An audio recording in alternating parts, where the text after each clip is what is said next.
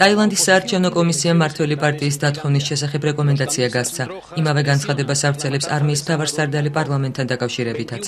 თუ პრობლემის გადაწყვეტა სხვადასხვა პოლიტიკური საშუალებების გამოყენებით ვერ ხერხდება, მაშინ ერთადერთი გამოსავალი პარლამენტის დათხოვნა და ხელახალი არჩევნების ჩატარება რჩება, აცხადებს გენერალი.